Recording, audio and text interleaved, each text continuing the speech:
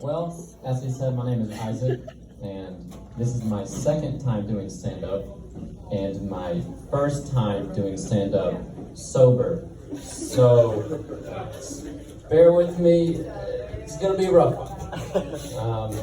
I grew up in Tennessee, and I've noticed there are some weird things about Tennessee that we don't really talk about. Most notably, though, in my opinion, Civil War reenactments. I mean, what the fuck is that? What is that? I am ashamed to admit I have attended one Civil War reenactment, and thankfully for you, I remember it vividly. The crowd consisted of what you'd probably expect. You know, there's some men, women, children, a few dogs. Not many black people, though. Slim to none, actually. We're sitting in the stands, and down on the field is the North. You know, in their blue uniforms. There's some ground soldiers walking around, and a general up on a horse with a telescope looking off into the distance. I thought it was pretty cool. No one else did, though. It was not a popular performance. Some people were booing. Some were throwing empty beer cans. It was unfortunate to watch. But then, off in the distance, you started to hear a drum. And eventually, the Confederate Army comes over the hill. And I started looking at the crowd around me.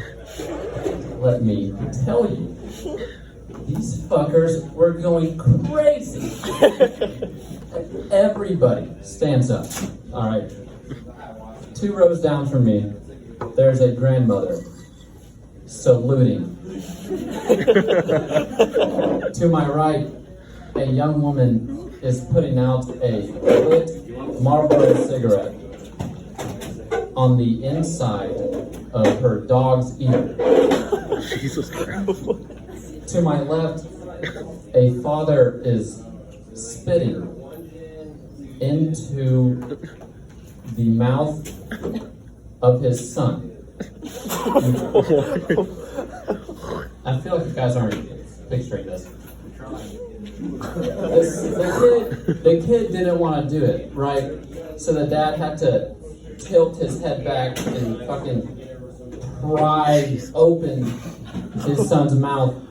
And he was talking to him, too. He said, "Don't you fucking move, piece of shit." And he spit into his mouth, and then he shuts his son's mouth and shakes his head around to circulate the saliva. That's enough. Obviously, the father didn't actually pry open his son's mouth. Kid opened his mouth on his own. It was voluntary, it's consensual, and let me know, there's no way this was the first time they did it. I mean, this was a well-rehearsed procedure. Unbelievable. I don't believe there's a strict dress code there, but a lot of the people were wearing these weird white robes with hoods on top. I'm not sure what that was about, but I am pretty sure if you wear those robes, then you get a discount on your ticket. Thank you, everybody.